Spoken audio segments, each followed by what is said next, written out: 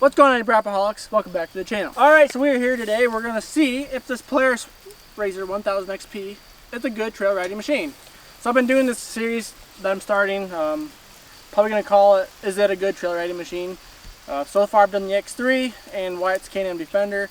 So now we're here with the Polaris, and we're going to just kind of compare everything that I've driven so far and just give you guys good results and bad results of what's good about it, what's bad about it, and we'll go from there. So basically we're on our own property here, so it's a closed course, I guess you could say.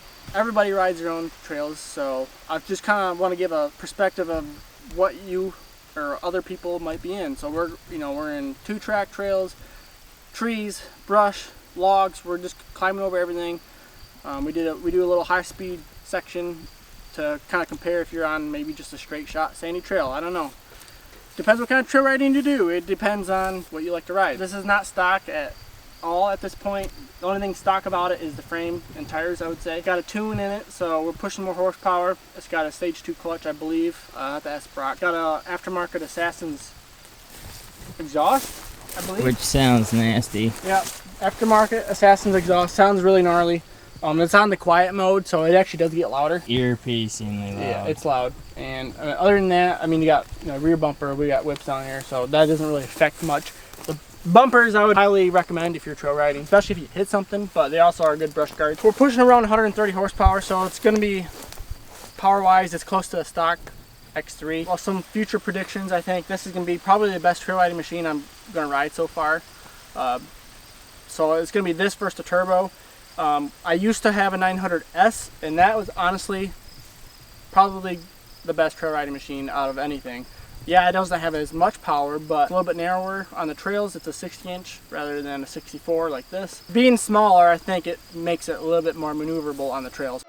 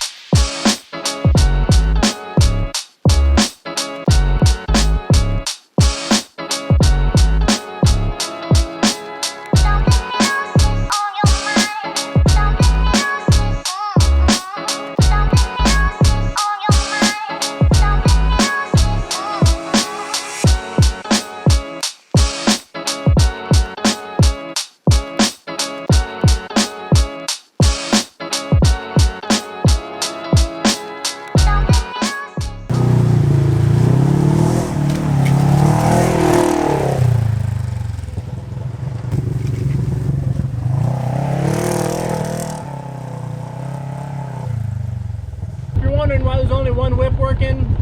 This one is fried up already, so we got a replacement coming in.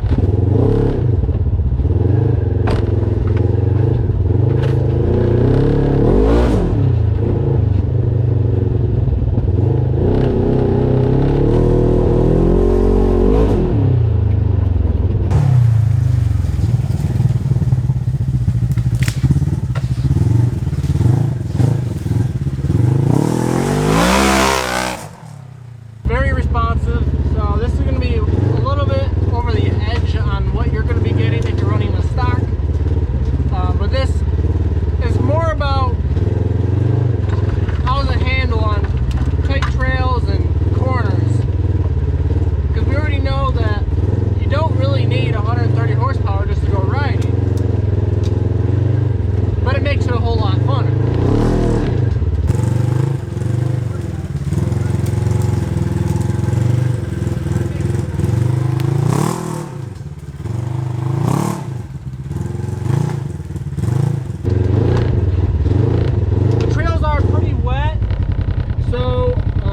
sliding around everywhere, so I'm going to run this in full drive through here.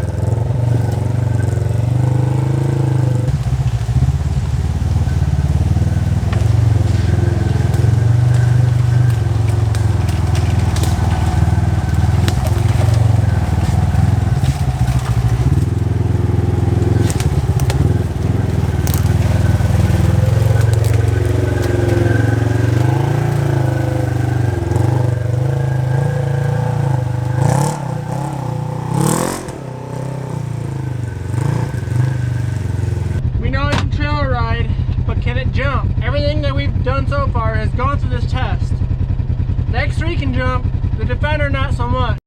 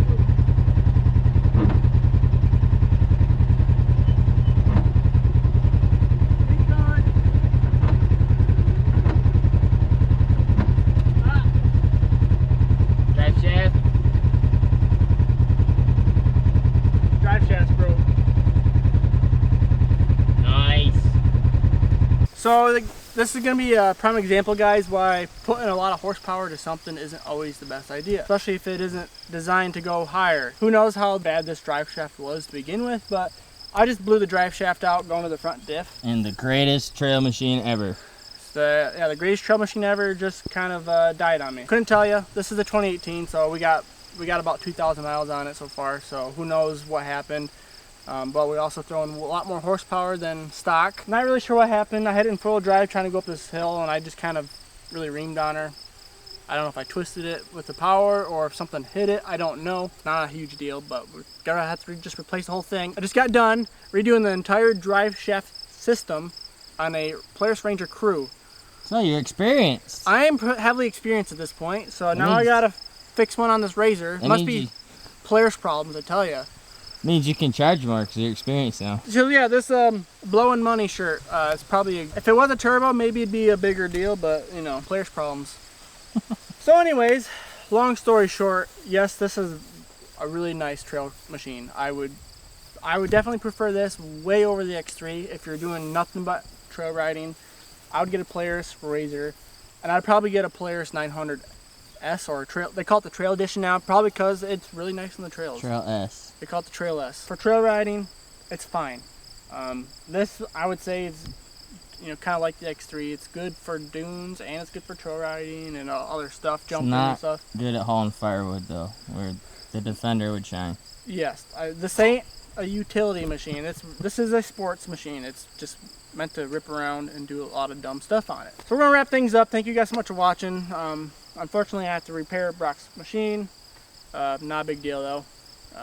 It's just Polaris problems. That's all it is. I can't jump this right now, but if you guys subscribe to my channel, you will see plenty of jumping. Plenty of jumping. And I'm gonna blame Brock jumping this last week. At the gravel pit? At the gravel pit. That's why it's broken. He sent it hard. He sent it pretty dang hard. He's trying to keep up with the turbo.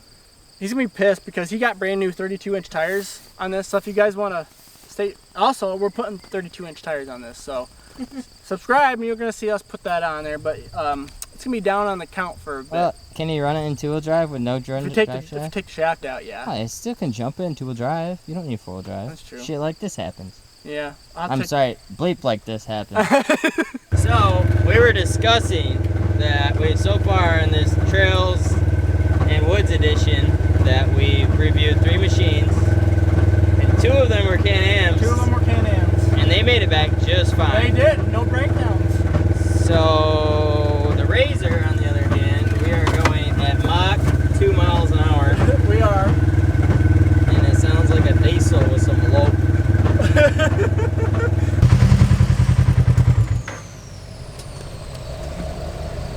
Hey, it's the scrub. Recognize. We got some news for you. What?